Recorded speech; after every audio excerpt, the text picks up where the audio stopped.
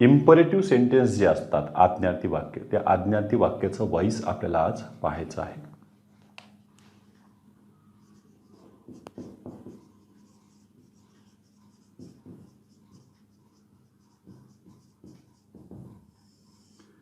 Imperative sentence.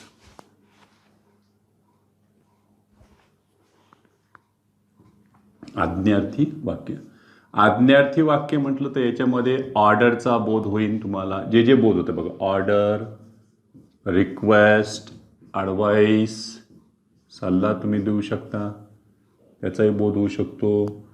वॉर्निंगचा बोध होतो, थ्रेटचा बोध होऊ शकतो, सजेशनचा बोध होतो, त्यांच्यामध्ये येऊ शकते. तर पहा, आज्ञार्थी वाक्य म्हटलं की आपल्याकडे एक रचना असते आज्ञार्थी वाक्यासाठी. ते म्हणजे याच्यामध्ये कर्त्याचा उल्लेख टाळलेला असतो, तो गृहीत धरलेला असतो, तो सेकंड पर्सनमध्येच असतो, गृहीत धरलेला असतो. लक्षात ठेवा. पहा, यांच्यामध्ये होकारार्थी रचना आहे. यांच्यामध्ये ॲक्टिव्ह वॉइसमध्ये स्टार्टिंगलाच यांच्यामध्ये मेन वर्ब राहील. हे प्रेझेंट इन्फिनिटिव्ह राहते, त्याच्यामुळे याला प्रेझेंट टेन्समध्ये गृहीत धरता येत. बघा, मेन वर्ब आणि त्या मेन वर्बच्या पुढे आपल्या इथं ऑब्जेक्ट घेणंच आहे. हे झालं याच्यातलं ॲक्टिव्ह वॉइसच्या रचनेतलं. पॅसिव्ह वॉइस करताना याच्या 3 पद्धतीने रचना होत आहेत, म्हणून हे परीक्षेमध्ये इम्पॉर्टंट आपल्यासाठी. बघा, एक सगळ्यात पहिले लेट ही रचना घेतली. याच्यामध्ये लेट प्लस हे ऑब्जेक्ट इथं ऑब्जेक्टच्याच रूपात ठेवायचं तुम्हाला. इथं सब्जेक्टिव्ह केसमध्ये करायचं नाही. लेटनं सुरुवात झाली, लेटच्या नंतर ऑब्जेक्टिव्ह केस हे वर्ब म्हणून वापरलं जाते. बघा, let object plus be plus वर्बचा थर्ड फॉर्म फुल स्टॉप. ही झाली पहिली रचना. ही जास्त करून तुम्ही ऑर्डरसाठी वापरताय. एक दुसरी रचना अशी आहे, हे ऑब्जेक्ट मी सुरुवातीला आणलं आहे, सब्जेक्ट म्हणून यूज केलं आहे त्याला. हे ऑब्जेक्टला सब्जेक्टिव्ह केसमध्ये आणलं आहे. त्यानुसार तुम्ही इथं मॉडल ऑक्झिलरी लक्ष ठेवायचं. दुसरे कोणतेही मॉडेल इथं चालणार नाही, फक्त शूडच चालेल. किंवा शूडच्या ऐवजी तुम्ही प्रायमरी ऑक्झिलरी घेताना M2, is2, are2 अशी प्रश्न त्यांच्या अर्थाने घेता येईल. शूड प्लस बी प्लस वर्बचं थर्ड फॉर्म फुल स्टॉप. या ऐवजी हे नाही आले तर तुम्ही वापर करा M2, is2, are2 असं यांचा वापर करा. पुढे बी तर येणारच आहे. तिसरी जी रचना आलेली आहे ती थोडक्यात असं समजायचं की कोण कोणाला बोलतो आणि काय बोललं हे वाक्याचं तुम्हाला काय करायचं असतं, त्याच्यामध्ये व्हॉइस करायचं असतं. तर इनडायरेक्ट स्पीचचा त्यांनी डायरेक्ट इनडायरेक्टचा आधार घेऊन ते केलेली असते. ती देखील मी तुम्हाला समजावून सांगेलच. बघा, याच्यात रचना आहे. बघा, यू आर, त्याच्यात ऑर्डर असेल तर तो ऑर्डर्ड असा उल्लेख करेन. रिक्वेस्ट असेल तर रिक्वेस्टेड असा उल्लेख होईल. ॲडवाईस असेल तर ते ॲडवाइज्ड सी आणि यसमध्ये फरक लक्षात ठेवा. ॲडवाईस हे नाऊन आहे, ॲडवाइज्ड यस लागलं तर हे वर्ब आहे. यांच्या पुढे टू हे इन्फिनिटिव्ह मार्कर घेतलं आहे आणि पुढं हे मेन वर्बचं बेस फॉर्म हे पुढं चालू दे, कार्यक्रम जो चालतो आहे तो. म्हणजे हे एवढं सेंटेन्स हे परत तुम्हाला वापरावं लागेल. इथं ऑब्जेक्ट असेल तर ऑब्जेक्ट, असो नसो ते बघून घ्या पुढे. म्हणजे मेन वर्ब आकर्मक जरी असलं, पुढे कर्म जरी नसले तरी तुमची ही टाईप मात्र होईल. हे 2 टाईप होणार नाही. यांना दोघांनाही आवश्यकता कोणी ज्याला ऑब्जेक्ट आणि ऑब्जेक्ट इथं काय म्हणलं आहे सब्जेक्टमध्ये चेंज होतात. लक्षात ठेवा. उदाहरण पाहू. मी इथे दिलं, ओपन द डोअर. यात पहा, हे मेन वर्ब, हे झालं याच्यातलं ऑब्जेक्ट. त्याला 3 पद्धतीने घेऊ आपण. चाल, लेट द डोअर बी, यातलं लेट बीची रचना. ओपनचं थर्ड फॉर्म ओपन. एक दुसरी पद्धत, ऑब्जेक्ट सुरुवातीला आणा. The door should be opened. किंवा तुम्ही घेतलं असतं द डोअर शूडच्या ऐवजी इज टू बी ओपनड. तिसरा हा प्रकार कसा आला मी ते सांगून देतो. या साईडला नंतर आपण उदाहरणं देखील पाहूया. इथलं बघा, मी I order you, I order you open the door.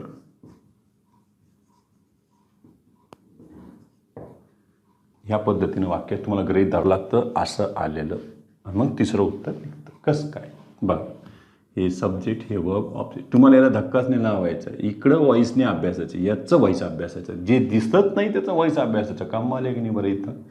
चला, हे तर यू तुम्ही सुरुवातीला घेणार. You are ordered. आता याला आपल्या टू वापरावं लागेल. इंडिया स्पीचचा नियमच येतो. आय ऑर्डर यूच झालं. You are order to. हे बघा पुढचं घेतलं आपण, ओपन द डोअर. आणि याच्यात बाय मी लिहिण्याची काही गरज नाही. आपल्याकडे ते एजंट नाही लिहिलं तरी चालतं. या पद्धतीने ही रचना असते. मग पुढचं आलं बघा बरं, मी तेच इकडचं लिहितो, नाही तर पुन्हा काही जण वाटेन स्क्रीनशॉट काढलं, डबल दिसायला लागलं. हे कुठलं घेतलं आपण, डायरेक्ट इज स्पीचचं. डायरेक्टचं इनडायरेक्ट केलं. हे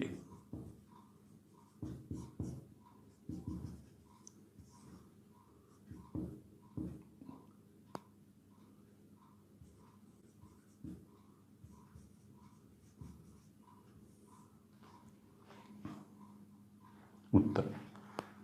you are ordered to open the door. त्या पद्धतीनं घेता येईल. एक एवढं घ्या स्क्रीनशॉट. लगेच आपण परत उदाहरणं घेऊ.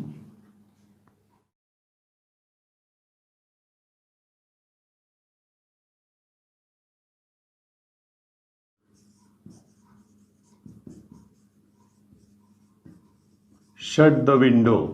याला 3 पद्धतीने करता येईल तुम्हाला बघा. हे मेन वर्ब, हे ऑब्जेक्ट करा त्याच्यामध्ये. लेट द विंडो बी शटचं third form शटच.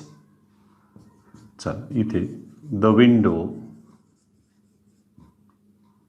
Should be shut. नाही तर तुम्ही इथं काय घेऊ शकता, इज टू पूर्ण वाक्य लिहिण्याऐवजी. तिसरं, you are ordered to shut the window. तिसरं दिलं बघा, please give me your phone. आता यामध्ये प्लीज हे ॲडवर्ब आल्यामुळं लक्षात ठेवायचं आहे, हे सरळ सरळ रिक्वेस्टमध्ये चाललेलं आहे आणि ह्या 2 रचनेतून तुम्हाला रिक्वेस्ट दाखवता येणार नाही.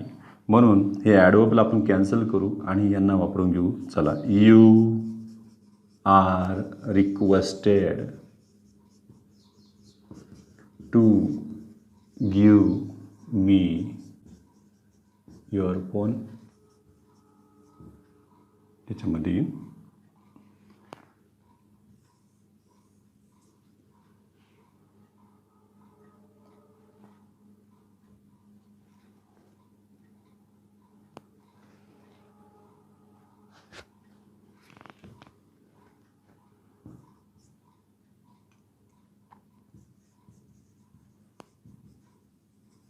प्लॅन्ट मोर ट्रीज हा एक प्रकारचा सल्ला आहे बघा.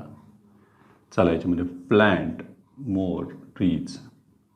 पहिलं तुम्ही दिलं बघा, लेट मोर ट्रीज बी प्लॅन्टेड. दुसरी पद्धत तुम्हाला घेतली, more trees should be प्लॅन्टेड.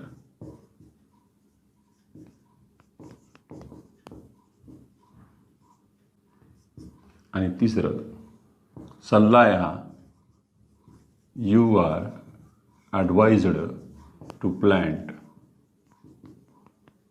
More trees.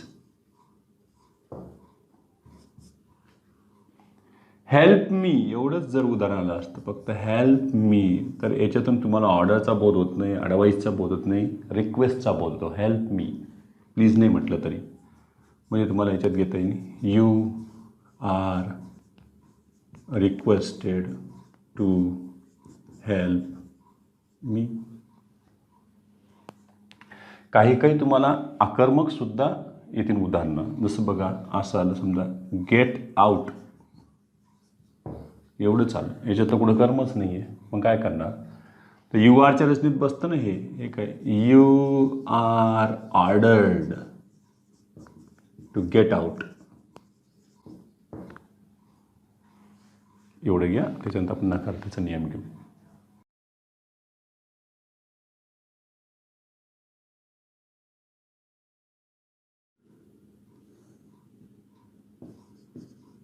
नकारार्थीसाठी तुम्हाला रचना वापरायची आता ही ॲक्टिव्ह वॉईसमध्ये.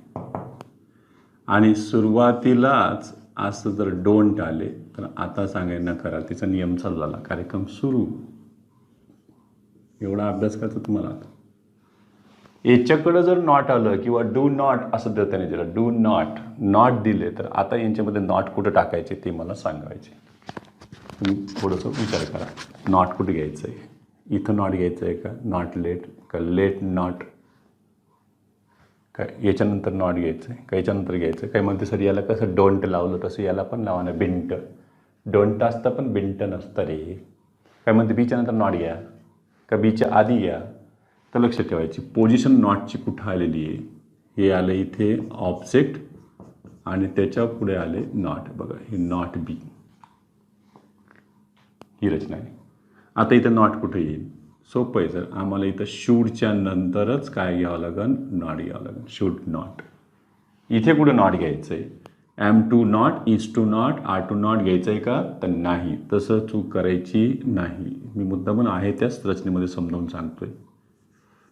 चला याच्यामध्ये काय करावं लागेल तुम्हाला? 3 वेळेस. Am not to, is not to, are not to. इथे नॉट कुठं टाकायचं आहे? आत्ता आली मोठी भानगड. नॉट कुठं टाकायचं आहे? इथे गेला कामातून, कारण हा भाग तर दिसतच नव्हता तुम्हाला वाक्यामध्ये.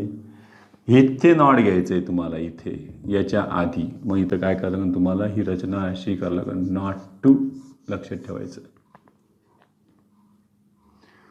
टूच्या नंतर नॉट वापरता येणार नाही, कारण इन्फिनिटिव्ह तुम्हाला ब्रेक करता येत नाही. टू इन्फिनिटिव्हमध्ये दुसरा कोणताही ॲडव्हर्ब तुम्हाला घालता येणार नाही. बघूया त्यामध्ये उदाहरणार्थ. डोंट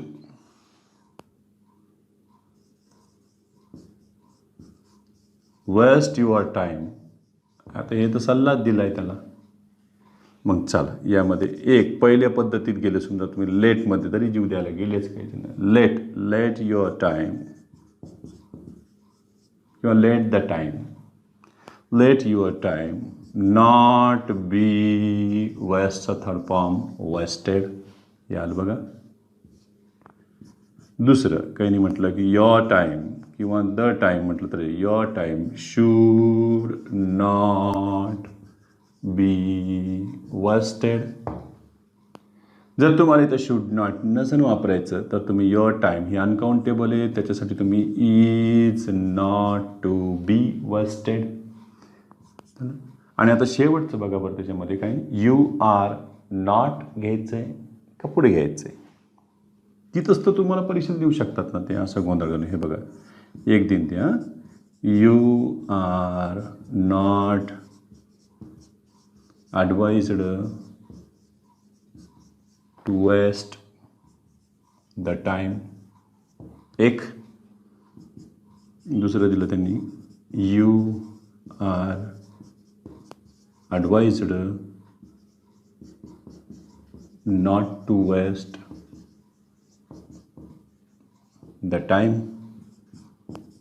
आम्ही काय तिसरं पण देऊ तुम्हाला, you are advised to not waste their time. चुका कुठं कुठं होऊ शकतात लक्षात ठेवा.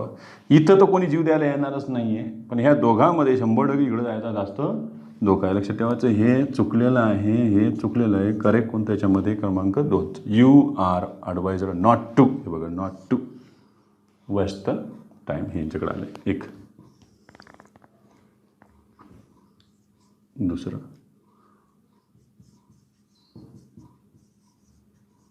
Don't open the door.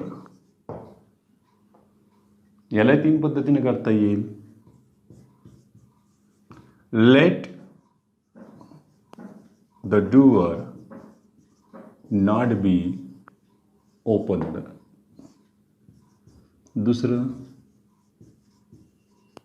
The door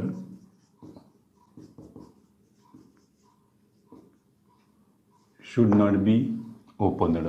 should नॉटच्या ऐवजी परत तुम्हाला इज नॉट टू वापरता येईल. आणि शेवटचं यू आर ऑर्डर्ड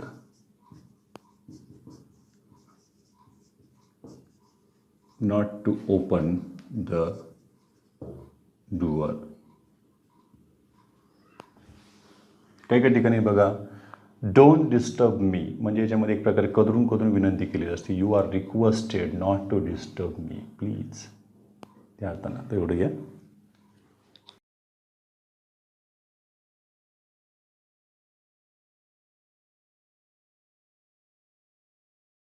पुढची एक रचना आहे बघा सजेशन दाखवणारी.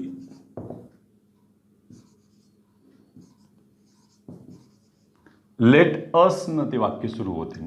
लेट असच्या नंतर यांच्याकडं मेन वर्ब आणि पुढे येईल ऑब्जेक्ट. यांचं दोन पद्धतीनं काय होतं आहे वॉइस केले जाते. एक पहिली पद्धत आमच्याकडे तयारच आहेत. बरोबर पॅसिवाईज करत असताना एवढ्याचा पहिले ते विचार करतील मेन वर्ब घेऊन. चला लेट सुरुवातीला ऑब्जेक्टिव्ह केसमध्येच राहील बी प्लस वर्बचं तिसरं रूप आणि शेवटी मात्र इथं अस तुम्ही एजंट म्हणून वापरायचं कारण क्रिया करणारा एजंट त्याच्यामध्ये दिलेला आहे. हे याच्यामध्ये एक पद्धत राहील त्याच्यातली एक.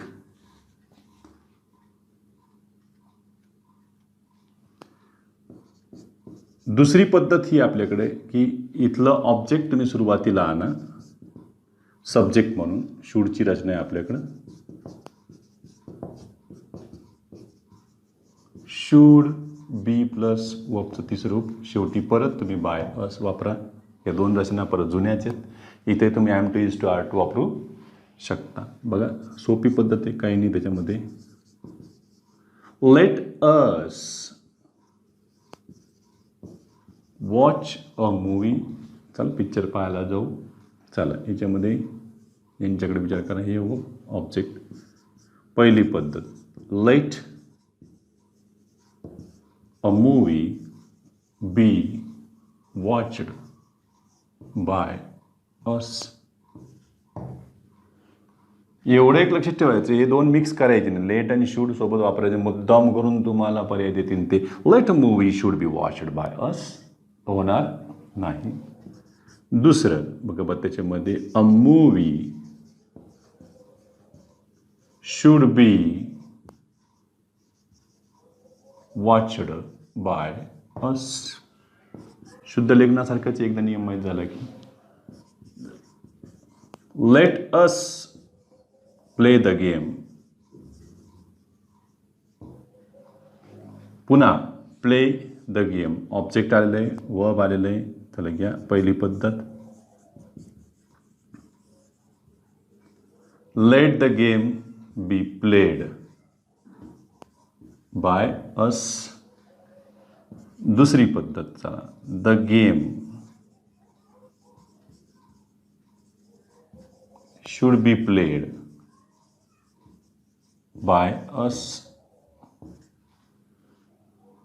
यामध्ये एखादं नकारार्थी आलं असतं तर काय झालं असतं. नकारार्थीचा विचार करावा लागेल ना आम्हाला. समजा इथं लेट असच्या नंतर नॉट आलं असतं तर काय केलं असतं बघा पण. Let us not help her. तिला मदत करायची नाही. चला बरं हे नॉट हेल्प येऊ द्या नाही. हे मेन वर्ब याच्यातलं हे ॲडवर्ब आहे. पहिली पद्धत लेट हर नॉट बी हेल्पचं third form helped by us ही एक पद्धत. दुसरी हरचं इथं काय करा तुम्ही आता शी. इथं काय आलं she should not be helped by us. नकारार्थी आलं तर नकारार्थी घ्या त्यात काय टेन्शन घ्यायचं आहे. यावे पुढे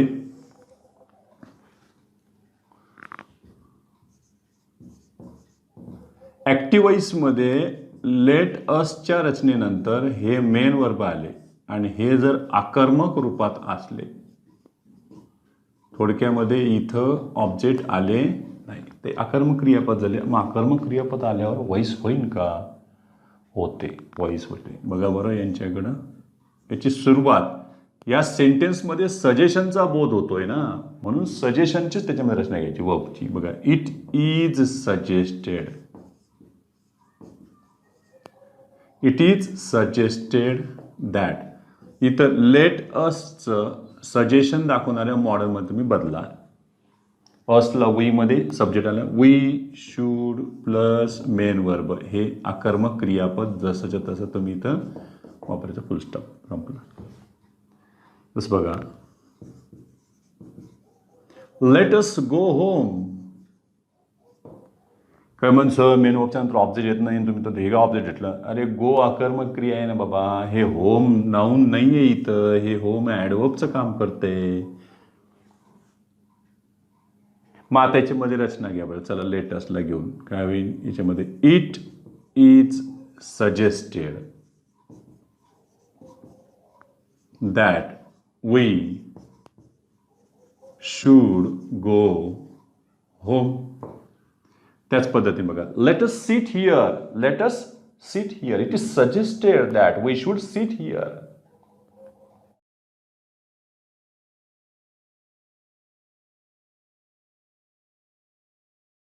लेटच्या पुढे बघा वर रचना आली, let me, let him, let her, let them. अस घ्यायचं नाही, यू घ्यायचं नाही. का यू इकडंच गृहीत धरलेलं आहे, अहो हे याच्यामध्ये स्वतःच मेन वर्बचं काम करणार आहे. अशा वेळेस लक्षात ठेवा, यापैकी कोणी येऊ नाऊनही आला तरी चालेल आम्हाला, इथे पुढे मेन वर्ब आणि याच्याही पुढे ऑब्जेक्ट. अशी जी रचना राहील लक्षात ठेवायचं, ही परमिशनसाठी असते. याच्यातून तुम्हाला परमिशनचा बोध होईल. आपण एखाद्याला म्हणत नाही का, लेट मी गो होम, मला घरी जाऊ द्या ना. Let me play the game, मला खेळू द्या ना. Let him play the game, त्याला खेळू द्या ना. समोरच्या आपण विनंती करतो असतो, त्याचा उल्लेख केलेला नसतो. मग आता अशा वेळेस याचे व्हॉइस दोन पद्धतीनं होते. ते कसे होईल ते आपण पाहूया. याच्यामध्ये लेट हे मेन वर्ब झाले, आणि यामध्ये एवढं एक लक्षात ठेवायचं की लेटचा अर्थ तुम्ही अलाउ किंवा परमिट असा केलेला असतो. अलाउ किंवा परमिट. तुम्ही बऱ्याच ठिकाणी नाही का की असे दुकान किरायाने देणे आहे. आता रेंट लिहिण्याची पद्धत आहे. पहिले असं लिहित होते बघा बरं, टू लेट, टू लेट हे देणे आहे. बरेच जण काय करत होते याच्यामध्ये माहिती आहे का, हे लिहिलं की त्याच्यामध्ये असे आय टाकून द्यायचे आणि काय तयार व्हायचं ते लगेच टॉयलेट. त्याच्यामुळे त्यांनी कदाचित टू लेट बंद केलं असं, टू रेंट, टू त्याच्यामध्ये लीज या पद्धतीचे आता यायला लागलेत. पहा असं कोणी ना कोणी करामती असतं, फक्त चुकीच्या ठिकाणी त्याचं डोकं गेलेलं असतं. लेटचा अर्थ इथं काय लावतो तुम्ही, अलाव किंवा परमिट. पहिली जी पद्धत राहील याच्यामध्ये रचनेची ती म्हणजे तुम्ही या रचनेलाच घ्यायचं. जर इकडे हे सकर्मक क्रियापद असेल याला आपण ए नंबर देऊया. ए नंबरची रचना, त्यामध्ये याला डिस्टर्ब करायचं नाही आपल्याला. लेटेस्टच्या नियमासारखं त्याला जाऊ द्यायचं. याच्यामध्ये बघा, लेट प्लस हे ऑब्जेक्ट, त्याच्यानंतर बी प्लस वर्बचं तिसरं रूप. ही जुनीच रचना आहे, याच्यामध्ये काही वेगळी रचना आलेली नाही. लेट ऑब्जेक्ट बी प्लस वर्बचं थर्ड फॉर्म. शेवटी इथं बाय जो मेंबर येईन तो तिथं तुम्ही साजरा करायचा. मी असन तर मी, हिम असन तर हिम, हर असन तर हर, देम असन तर देम, एखादा नाऊन असन तर नाऊन. ही पद्धती पहिली रचना ही तर सोपी झाली. दुसरी रचना काय, समजा हे आकर्मक जरी आलं पुढे ऑब्जेक्ट जरी नसलं तरी या रचनेवरून तुम्ही काय करायचं, व्हॉइस चालवायचं दुसऱ्या पद्धतीनं. ही झाली बी पद्धत. म्हणजे हे मेन वर्ब आणि हे याच्यातलं ऑब्जेक्ट. ऑब्जेक्ट केसमध्ये ऑब्जेक्ट आहे त्यांचं ते, त्या पद्धतीनं बघा याच्या पद्धतीनं.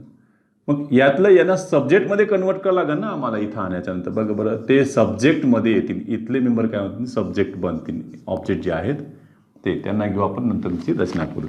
म्हणजे यामध्ये कोण कोण येणार आहे, सब्जेक्टमध्ये काय येणार याच्यामध्ये ऑब्जेक्ट, आणि हे इथले ऑब्जेक्ट येतील आणि ते सब्जेक्ट केसमध्ये कन्वर्ट होतील. मग त्यानुसार ते आय असू शकतील, ही असू शकतील, शी असू शकतील, दे असू शकतील. यापैकी कोणी ना कोणी नाऊन असलं तर नाऊन. पुढे तुम्हाला जी रचना घ्यायची आहे ती म्हणजे अलाउड परमिट. याला तिसऱ्या रूपात न्यायचं आहे तुम्हाला. इथं तिसऱ्या रूपात न्यायचं असेल तर मग परत यासाठी तुम्हाला प्रेझेंट फॉर्ममधून एम, इज, आर, आणि लेट जर घेतलं असतं तर लेटला असं टू पुढे इन्फिनिटिव्ह चालत नाही. त्याचं कारण लेटला अवॉइड केलेलं आहे, लक्षात ठेवायचं. जर तुम्ही इथं लेट घेतले असते, लेटचं तिसरं रूप लेटच घेतले असते, तर तुम्हाला हे इथं जोडा लागेल, इन्फिनिटिव्ह तुम्हाला जोडा लागेल आणि त्याला तुम्हाला हे असं to main verb plus object असं नसो असं जोडता आले नसते. ही रचना चुकीची झाली असती. म्हणून काय करण्यात आलं, इथं लेटच्या ऐवजी त्याचे समानार्थी वापरण्यात आले. म्हणजेच कोणते, अलाउड किंवा परमिटेड. बघा याच्यात घेतलं तुम्ही अलाउड किंवा permitted, two plus main verb object असून ऑब्जेक्ट. ही दुसरी रचना. बघूया त्याच्यात पहिलं, let me play the game.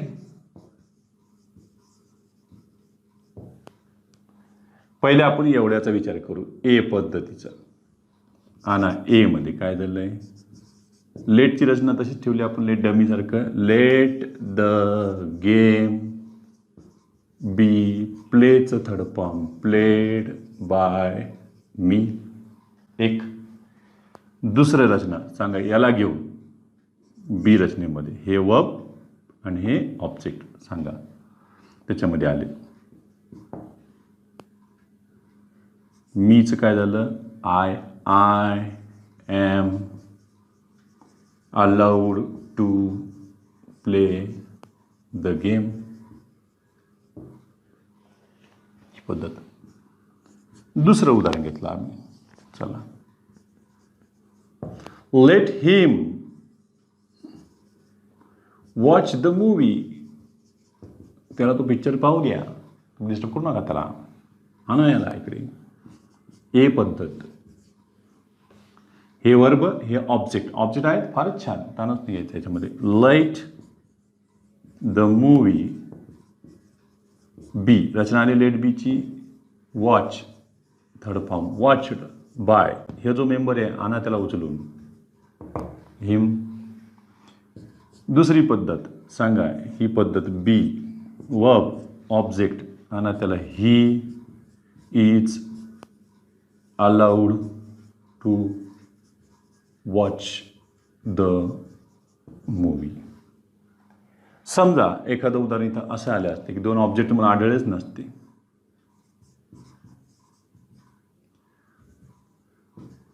Let me go home.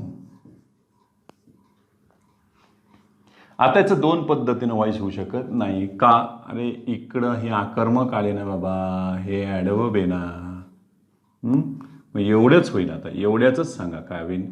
मीच झालं I am allowed to go home. संपलं, दुसरं काही होऊ नाही शकत. काय म्हणते सर, नकारार्थी असतं तर नकारार्थी तुम्ही देऊ शकता. लेट यांच्यानंतर तुम्हाला इथं काय वापरावं लागेल, नॉट वापरावं लागेल. झालं ना. Let him not play the game. तिथेही तुम्ही परमिशन नकाराची देऊन टाकली, मग प्रॉब्लेम होऊ शकतो. तर एवढं घ्या स्क्रीनशॉट काढून.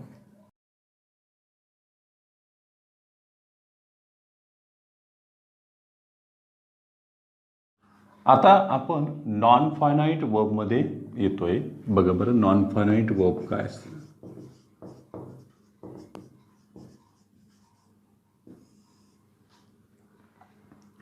नॉन फायनाईट वर्बमध्ये सगळ्यात पहिले ए, ते म्हणजे टू इन्फिनिटिव्ह.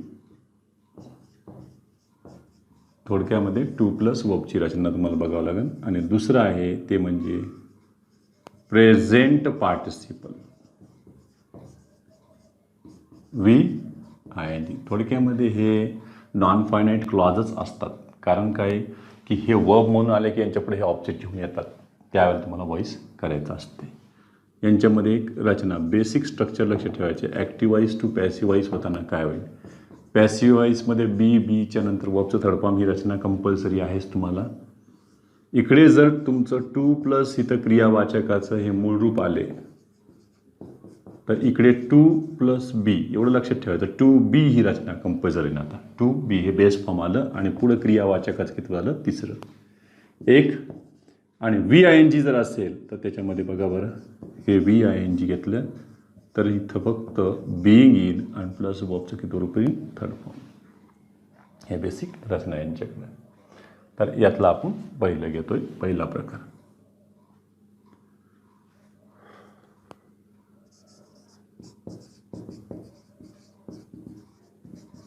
टू इन्फिनिटीचं.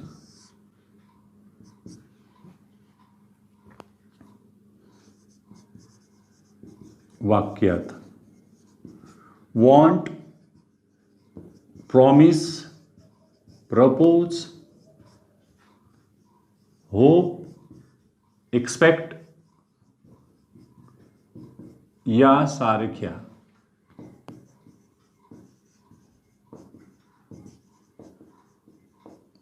सकर्मक क्रियापदानंतर म्हणजे ट्रान्झिटिव्ह वर्ब नंतर,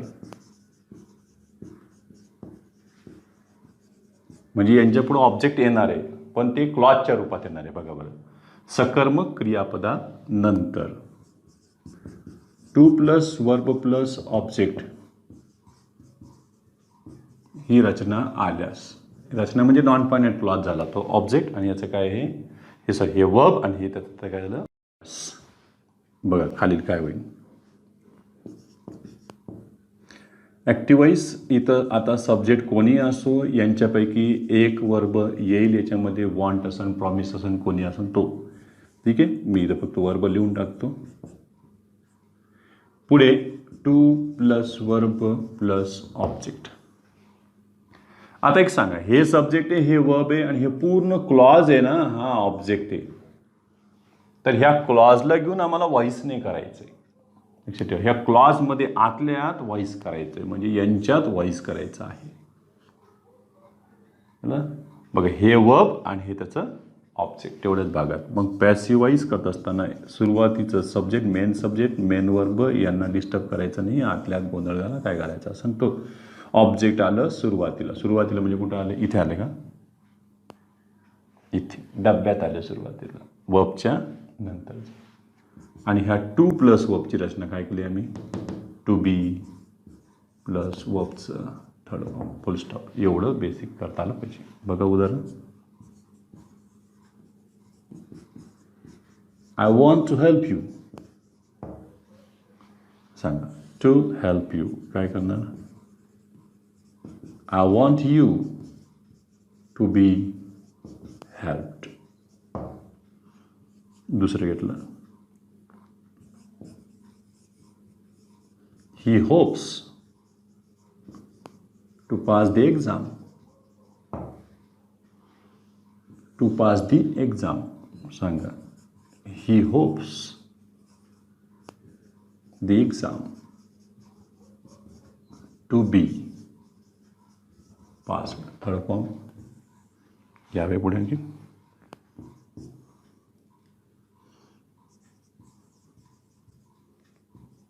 I promise to give you a book. आता यांच्याकडे बघा बरं, to give you a book, indirect object direct object याचं दोन पद्धतीनं व्हॉइस होऊ शकते. करूया आपण, चला. आय प्रॉमिस यू पहिले आपण इनडायरेक्ट ऑब्जेक्टला घेतलं, to be given a book. दुसरी पद्धत म्हणजे ह्या ऑब्जेक्टला आपण इथं आणले, हे वर्ब इथे घेतले झालं आणि हे डायरेक्ट ऑब्जेक्ट डायरेक्टली जोडले. आता काय होईल, आय प्रॉमिस अ बुक हे झालं तुम्ही डायरेक्ट ऑब्जेक्ट घेतले इथं, to be given to you. हे टू फार महत्त्वाचं आहे कारण इनडायरेक्ट ऑब्जेक्ट हे थर्ड फॉर्म नंतर कशाने जोडलं तर टू किंवा फॉर प्रिपोजिशन जोडले जाते. तर या पद्धतीने तुम्ही घेतले उदाहरणं करू शकता. ठीक आहे, पुढे घ्या स्क्रीनशॉट.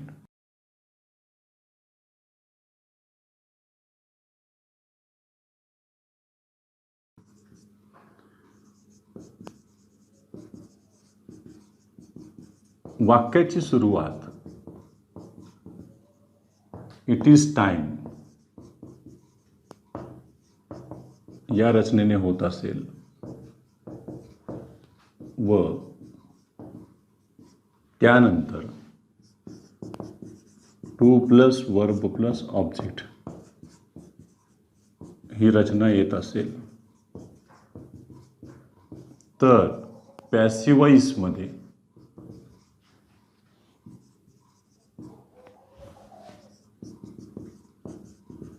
इट इज टाइम नंतर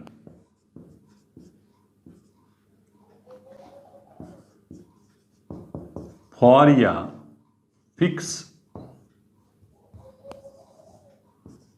या फिक्स प्रेपोजिशन नंतर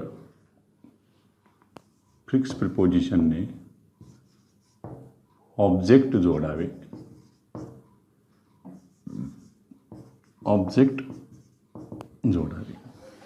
यात तुम्ही घेऊ शकता. बघा, ॲक्टिव्ह वॉइसमध्ये रचना येईल त्यांची. It is time. प्रश्नार्थी पण होऊ शकतं. इज इट टाईम, त्या पद्धतीनं सुद्धा. It is time to plus verb plus object. ही रचना लक्षात ठेवायची. यांना डिस्टर्ब करायचं नाही, ओळख करून घ्यायची. पॅसिव्ह वॉइसमध्ये इट इज टाईम आणि ह्या बॉक्समधलं तुम्ही ऑब्जेक्ट परत जर इथे घेतले तर प्रॉब्लेम होऊन जाईल. नाऊनच्या बाजूला एखादा नाऊन किंवा प्रोनाउन येऊन जाईल आणि गोंधळ होईल. त्यामध्ये संबंध रिलेशन आणण्यासाठी तिथं फॉर वापरलेलं आहे. लक्षात ठेवायचं, इथं आपल्याला फॉर घेतल्याशिवाय ते ऑब्जेक्ट येता येणार नाही. टू बी आणि याची रचना पुढे वाढली ती टू बी प्लस वर्बचं थर्ड फॉर्म. याला इंग्लिशमध्ये फॉर टू क्लॉज म्हणतात. फॉर टू क्लॉज कोणतं बघा, उदाहरणार्थ it is time to start the work. चला, काम सुरू करण्याची वेळ झाली. बघा, टू स्टार्ट आणि हे झालं याच्यातलं object. It is time for the work to be started. दुसरं घेतलं मी. बघा, it is time to learn English. चला, इंग्रजी शिकायची वेळ झाली.